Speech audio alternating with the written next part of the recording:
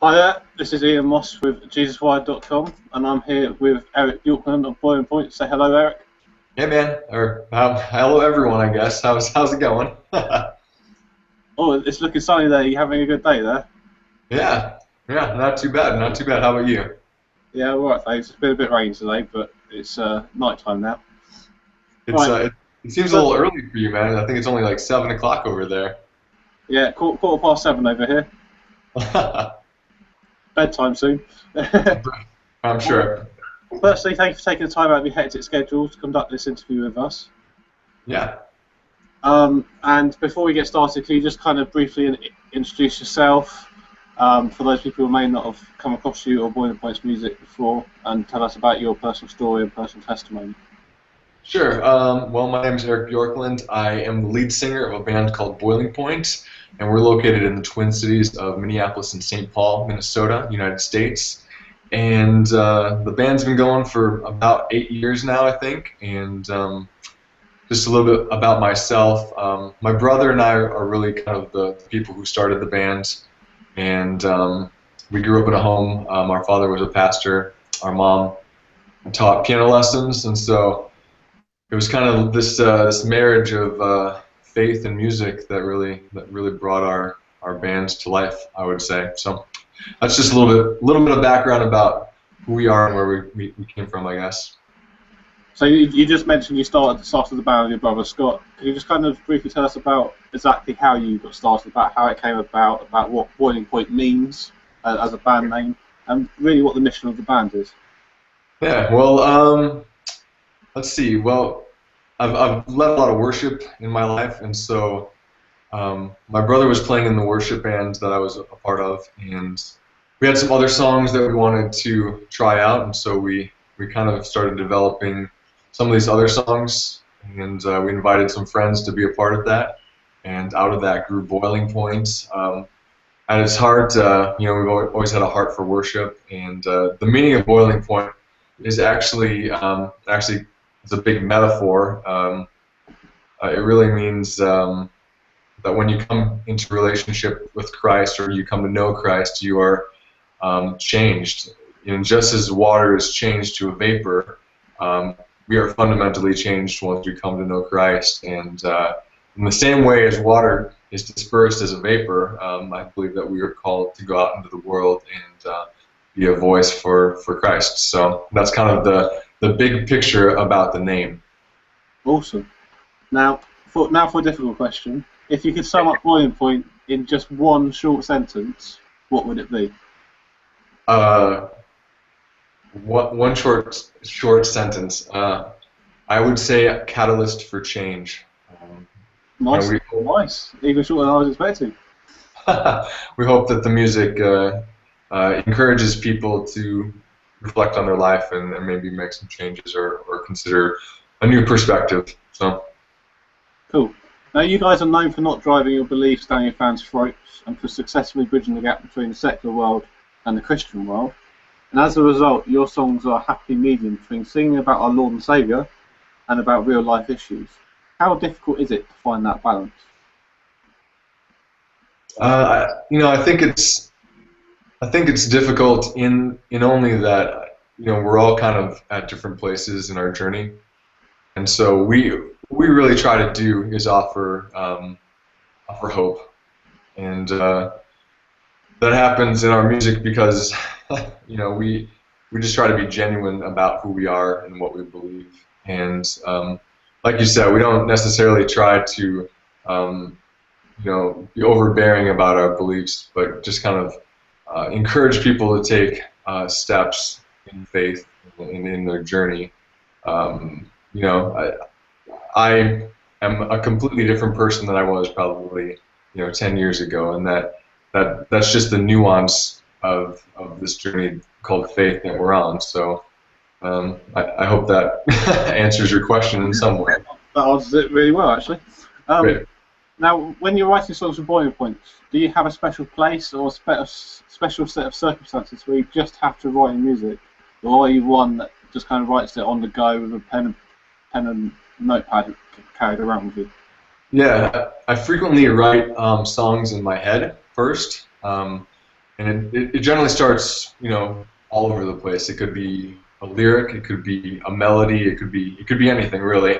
And so I take that inspiration, and I sit down at a piano or with a guitar and just kind of work through things. Some songs happen really fast, and some are works in progress, so to speak, that kind of just need to be massaged and changed. One of those songs is "Brand New Day," a song off of our newest album called "More." It was a song that started with just a really simple idea that I pulled off of Facebook from a friend's status, and it just kind of over time became this song. So inspiration can happen anywhere. Yeah. Now, when you're writing, do you have any musical influences, and if so, who? Yeah, I think we kind of tend towards the alt rock scene. Like Switchfoot was a big influence on us. We really appreciate their musicianship and their songwriting, John's songwriting. Other than that, we've got all sorts of influences, from Muse to Foo Fighters to even some country artists. It's all over the board really, because we're trying to pull our inspiration from as many avenues as possible. And that's the cool thing about music. We kind of assimilate all these ideas and kind of create our own niche, I suppose. Cool.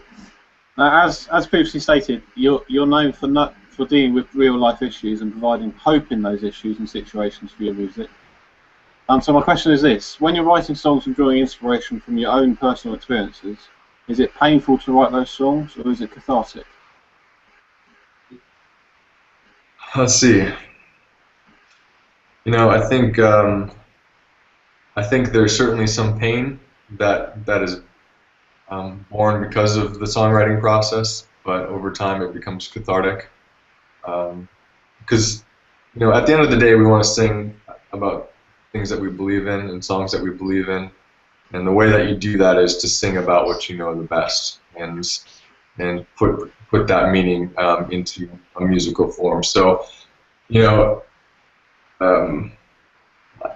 this is kind of funny because this is the second time we've done this interview and no one knows that. But the first time, I talked about some of the songs on the album having been born out of really the death of my mother, and just the inspiration of faith that she was in our lives. And the song when you've lost it all, there we go, was really just a kind of born out of taking one day at a time after that really difficult time, and just kind of trusting that God would not leave us, and kind of holding that in faith and moving towards that light that we knew existed, but was difficult to see at that time. So there's definitely pain, but there's definitely healing in the long term. Awesome. Now when you kind of encounter that pain, how do you then push through to finish writing that song? If you need to force through that wall, what gets you through that wall? To be honest, sometimes you get through the wall, and sometimes you don't ever get through the wall. As far as finishing songs, I think I've written, a lot of songs that just were never completed because I couldn't complete, the thought that, or I didn't want to put the thought out there, as far as that experience. Sometimes we need to keep those things to ourselves and not just put them on display for public's sake, But those songs that we really believe in and want to push through, you just kind of force yourself, or kind of just allow yourself to be in that moment and work through the process. I think it's like a lot of things, that can be difficult. If you put enough time and stick with it long enough, you'll eventually get a result that you're happy with and want to share with people. So. Now, as well as offering hope for your music, you're also known for your dynamic live performances. Not that I've experienced it live, of course, being over here. Yeah. And despite you guys being a relatively unknown band, you've had the honour of sharing the stage with some big Christian bands like Thousand Foot Crutch and Switchfoot, like you mentioned earlier. Yeah. And you've also been to some big Christian festivals as well. What were those experiences like? And if someone hasn't experienced you guys live before, what can they expect from a Boiling Point show?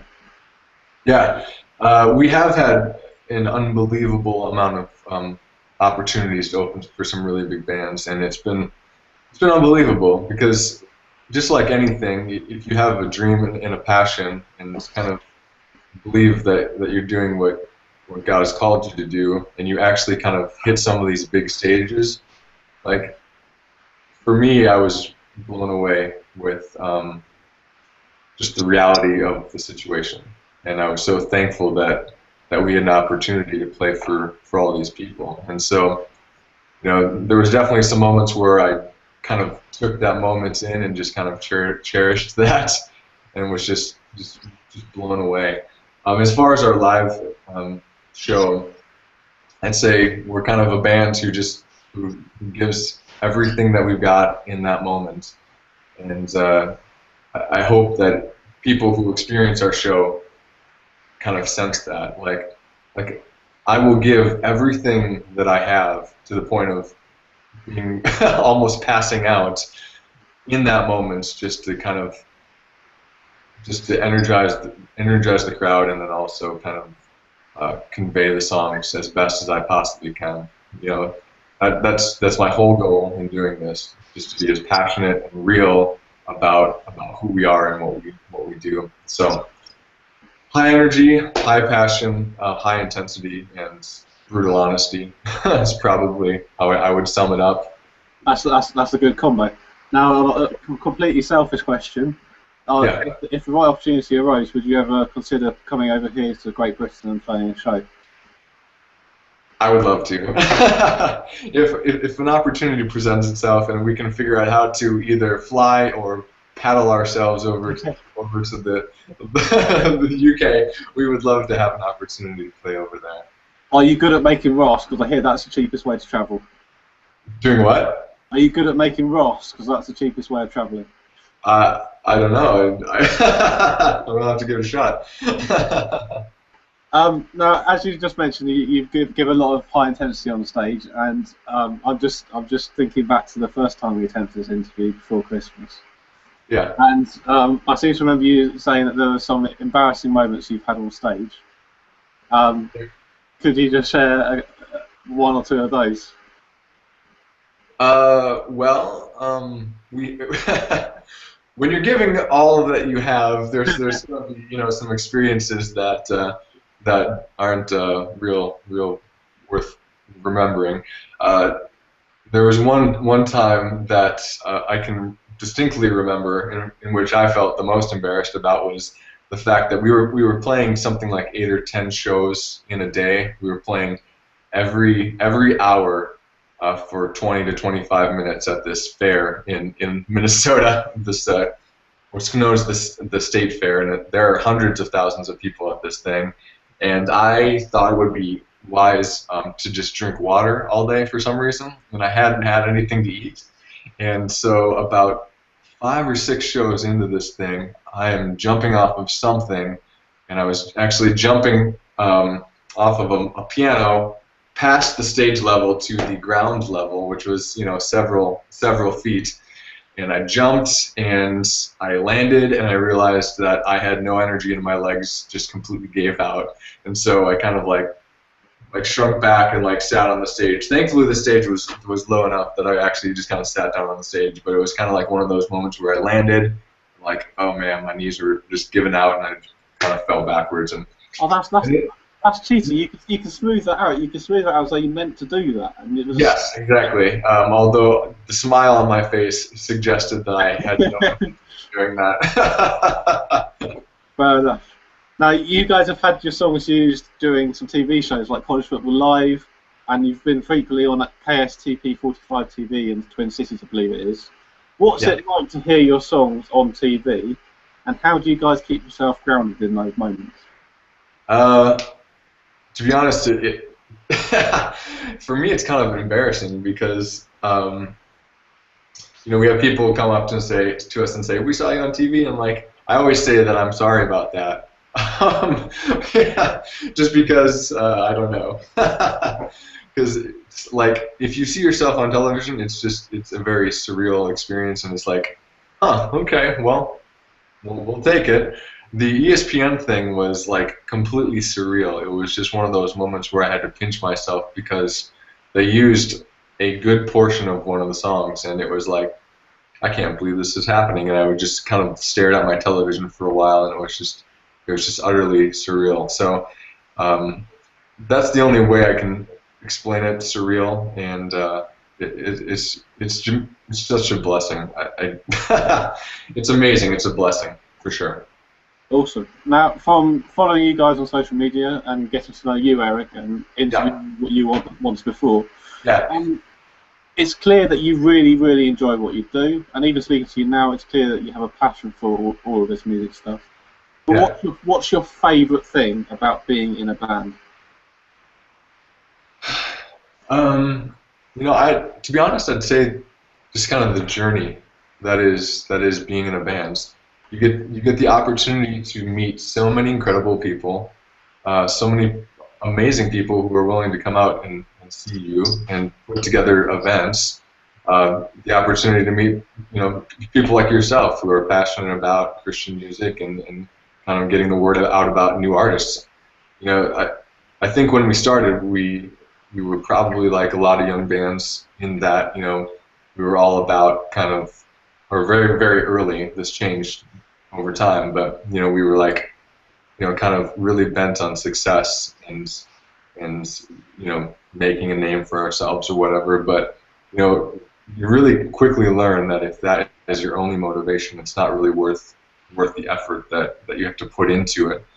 Because you really miss out on the journey, the people, and the experience of doing this kind of thing.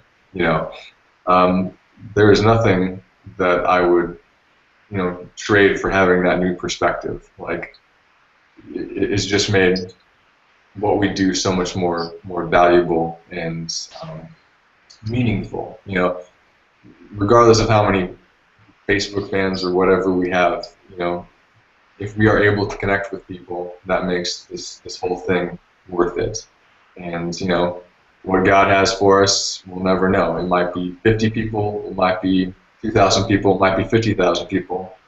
But regardless of where we're at, I will always be thankful for the opportunity to meet people and just be in community and share life with them.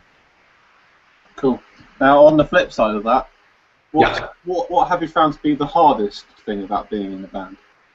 The hardest thing, without a doubt, is being away from people that you care about. If you've got a wife or a family or whatever your circumstances are, I guess. I've only got a wife, but being away from her is very difficult. And it's to be honest, the thing that I probably struggle with the most in my life.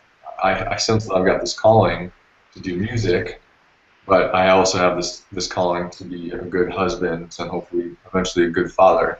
And so there's this real tangible war that I have with myself just about every day about how can I be a good husband and also kind of do what I feel called to be doing. And so that kind of inner monologue and inner war that I have with myself is definitely the hardest thing. Cool. Now, in 2010, you released your Rules of the Broken debut full-length album, and you've since released your If Love EP in 2012, and just last year in September you released your new More album. How would you say the band has changed since its inception, since that debut full-length record, if at all? And if they haven't heard More yet, what can listeners expect from that record? More of the same, or have you explored new routes or more? Yeah, I think musically the band has certainly grown. We've just become better at what we do, and that happens with bands. I would say that people will certainly see a difference if they pick up Rules of the Broken from 2010 and More from September 2014. There's definitely been a lot of growth in both musicianship and the ability to record and understand exactly what it takes to kind of put out something that is that is really exceptional as far, in comparison to something that, we managed to string together because we finally had enough money to record this this thing, and we just kind of, did that. I would say that they're going to notice a huge difference between the two. Awesome. Now, to continue on that theme, there's a song on the More album called One Day, which originally appeared on your debut album back in 2010, but has been reimagined, re-recorded, and given a much rockier feel to it. Why did you all decide to include it again on a new album and redo the song and give it a new rockier feel, really? Yeah, well, I always felt it was one of the stronger songs off the first album, and I really didn't think that we did it justice in the first album, and our producer basically said, why don't we rework it a little bit and then put it on the new record, because to be honest, no one has ever heard of you guys. And I was like, that's a fantastic idea. Let's do it. Like, no one's ever heard of us, and that's whatever. That's what it is. But I was like, well, I had to take a second and say, you're right. Not many people have heard of us, so why don't we try this? And so we did. We reimagined it and rocked it up a little bit, and now actually we just released a music video for that song in January. So if anyone wants to go check it out, go check it out. It's pretty fun. Do go and check that music video. I checked it out the other day, and it was awesome. Cool. I was a bit late to the party, but it was awesome. So nice work on that, Eric. No worries. It's not like you don't have anything else to be doing. just a bit of other things to do. Right. As we mentioned a few minutes ago, the new album is entitled More and features a very simplistic and yet striking album cover. Who designed said artwork, and what is the specific meaning behind the album title of More? Yeah, the artwork was kind of done by a local Twin Cities kind of graphic department called Vision Van Gogh.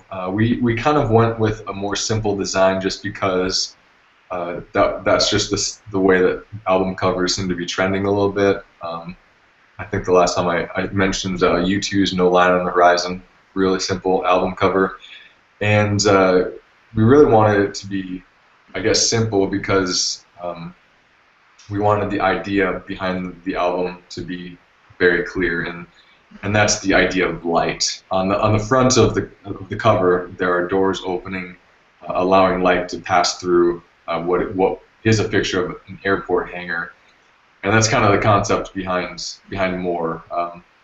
Every day we have the opportunity to kind of let more light into the world, or kind of close those doors and not embrace the light. But the idea behind More is that we want to put more light into the world and be that light that the world needs. So.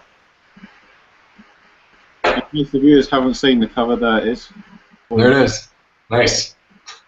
Now, just prior to the album's release, and you talked about this song a little bit earlier, you guys released a lyric video for the song When You Lost It All, and then dropped a music video for it as well. What was the inspiration behind the song and the video, and what's the feedback on that song and video been like? Yeah, I mean, the inspiration for us behind that song, as I mentioned earlier, is my brother and I lost our mother a couple springs ago here, and that's definitely was on our minds at that time. The feedback from the album, or sorry, the song has been mostly positive. We've gotten a lot of great response to it, and it's been great. It's been really stellar. So. As you just mentioned it there, what's the feedback been like from the album as a whole?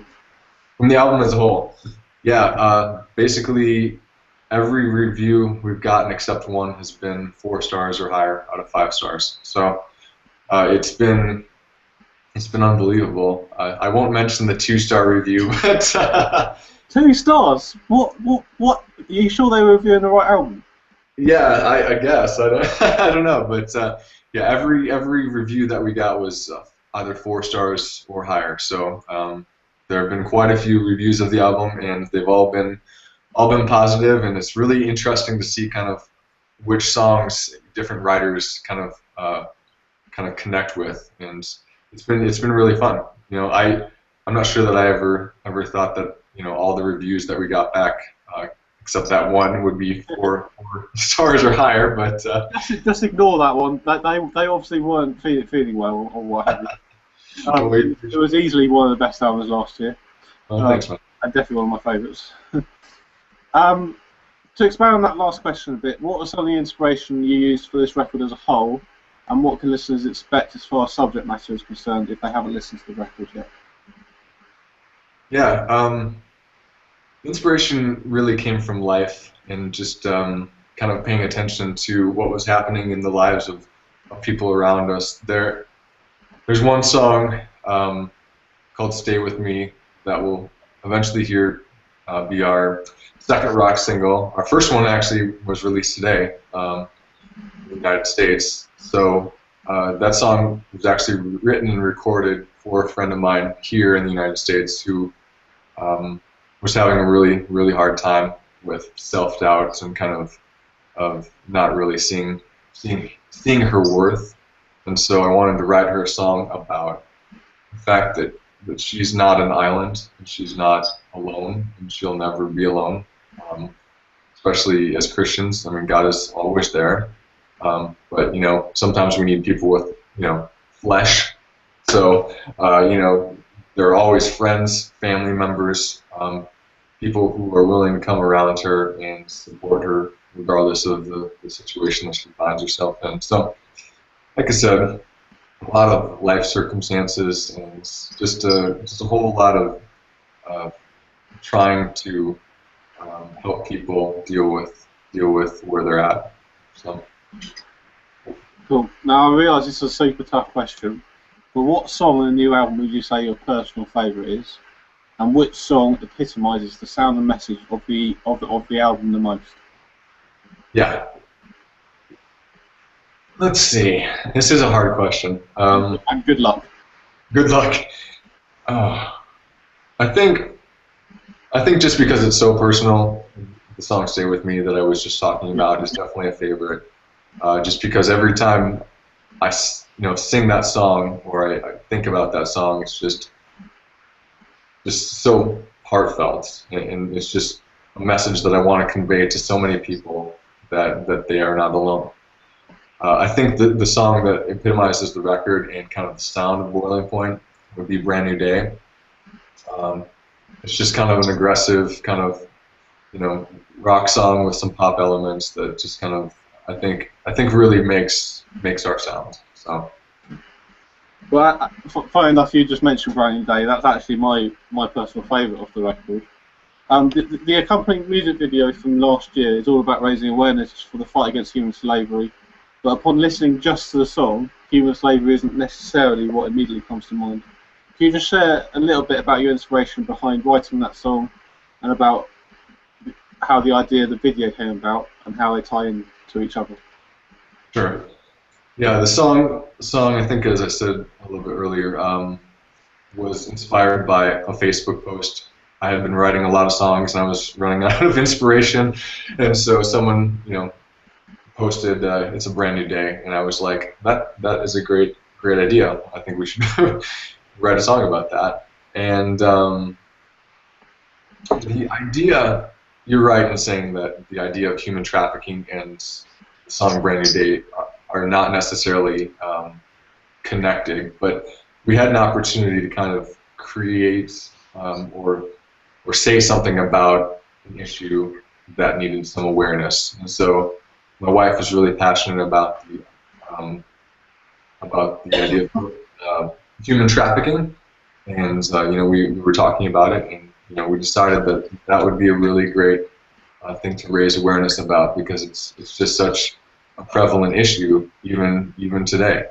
And so we got together with actually Ben Cassica from Skillet. His company actually did that music video, Sky's Fall, and we kind of came up with this concept around human trafficking, and I think they did a really fantastic job. The video is definitely a favorite, and the people who were in that video just did a fantastic job. So awesome. Now, looking past the new album, into the years beyond, what does the future for Boiling Point hold, and what are your collective goals for the band in the years to come? Yeah. Well, I hope the future holds many, many, many concerts. You know, the goal in this is just to kind of, I guess, just do what we love, you know, and hopefully share that with as many people as possible.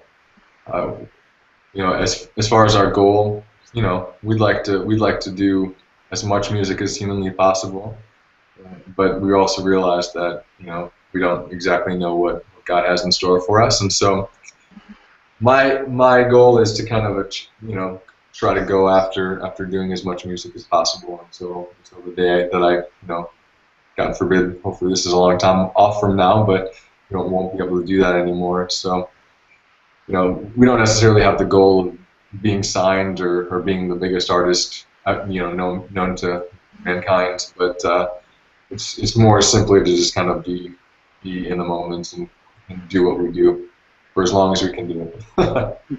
Fair enough. Now, as you just briefly alluded to, God forbids this happens anytime soon, but should Boiling Point come to an end, what would you see yourself doing? Would you still see yourself being involved in music in some way or another? Yeah, it's a really hard question to answer, just because um, when you pour yourself into something so you know really without thinking about it too much, like this band, I poured just about everything that I can into this project. It's hard to know exactly what I would do if we stopped. And that's not to say that I don't love music. It's just I'm not sure what the other side of life would look like if we did have to stop. You know, I love doing music, and I think there's a possibility that I would, you know, keep doing worship leading or something like that, or even do some, you know, other solo stuff. But it's hard to know. It's hard to know. I'd like to think that I would be able to do music for a very long time, but we'll see. Hopefully we won't have to worry about that for quite quite a while. Fingers crossed, and I'm praying for that. So far in your history as a band, you haven't collaborated with another artist on one of your songs. Has that been a specific choice for you not to do that, or are you open to the possibility of that happening in the future? And then the bonus question on top of that, if you are open to that possibility, are there any artists out there right now you'd really love to do a future song with? Yeah. Let's see. We haven't thought about collaborating just because I think the central reason to that decision is the fact that we feel like we need to establish ourselves before we start collaborating with people. Not that collaboration isn't wonderful. I think we need to kind of set the tone for who we are before we kind of do other things.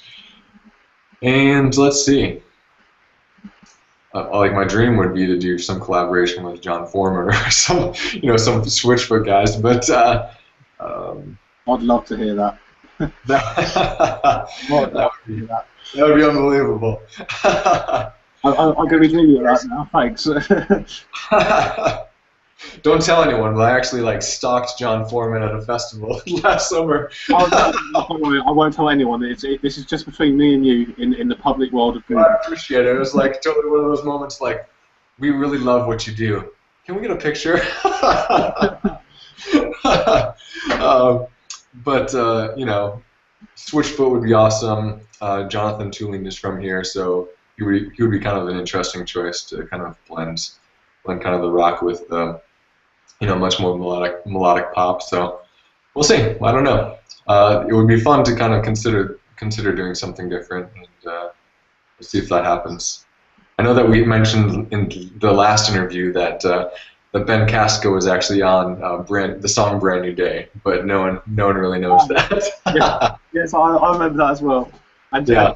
Just in case listeners you wondered about what me and Erica keep referring to, we tried to record this interview before Christmas, but a piece of recording software let me down, shall we say, and didn't export the interview. But hopefully this one's been a good watch. That's right. Hey, there's always a third time, right? No, I'm not doing this again. All right, sounds good, man. I love you, man, but seriously, I can't go through these questions again. All right. As we wind this interview down, it's time for those 3 or 4 quick fire questions that every artist dreads. Yes. What's your favourite naughty food treat? Naughty food treat is chocolate and peanut butter of any kinds. It's a terrible tour habit to get into, but if I've got a weakness for gas stations and like Reese's peanut butter cups, so that's definitely the worst. What song or album are you currently obsessed with? Which song on the album? Which song or album are you currently obsessed with outside of Boiling Point? Got it. The kind of the B-sides to the latest Switchfoot album are really good. I think I can understand why they left them off the album, but those songs in themselves stand on their own. They're really good, worth checking out. I think there's 6 or 7 songs on that kind of B-side EP. What's the most embarrassing album you own? The most embarrassing album I own? I'm fairly certain that there's some kind of boy band album in my collection, and I'm not even going to say the the name of the band at this point. Is it One Direction? Yes, it is. Hey, those guys sell an unbelievable amount of records, and so it's kind of like, let's see what the fascination is about. Okay. That's a good excuse. I'll let you off. Is there a certain Bible verse which is currently impacting your life hard at the moment? Yeah. 1 Corinthians 13, the love passage about the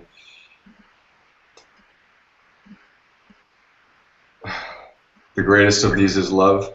It's actually the record. So we came up with our own record label, and it's 1313B, and it's actually a reference to that 1 Corinthians verse about love. In that passage, it says the greatest of these is love, and so just like Switchfoot and so many like that have come before us, we're big proponents in being loving to people. It's just kind of who we are. So it's in our DNA. Cool. Before we wrap this interview up in a few seconds, is there anything else you'd like to say to everyone out there? No, just well, yes, there is. Thank you for taking the time to take a look at this interview, and we hope that the new album really impacts you in some way. So hopefully we'll get to see and meet many of you down the road, especially you, sir. Yeah, let's hope.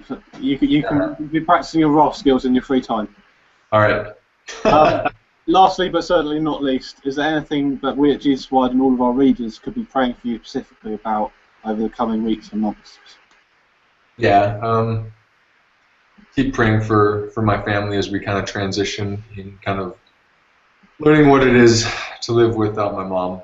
She was just an absolute. She was a rock in her faith and just her personality. She did more for anyone than anyone I have ever met. She was just a true disciple and a true follower of Jesus. And if I am 1/10 of the person that she was, I will be forever grateful. So just keep us in prayer. Certainly appreciate that. Sure, people who have lost someone know that every Thanksgiving and Christmas is different when you lose someone who's significant to your life. So that would be very helpful. Thank you. Cool, no problem. Thank you very much, Eric, for taking the time out of your hectic schedule to sit down with me and JesusWired to do this interview. We're really behind you guys in what you're trying to do for your music, and well, straight out in the open, we love it. We absolutely love it. Thanks, man. We pray that God will bless your music and your ministry in abundance, and that He'll continue to impact the world and the listeners through your music.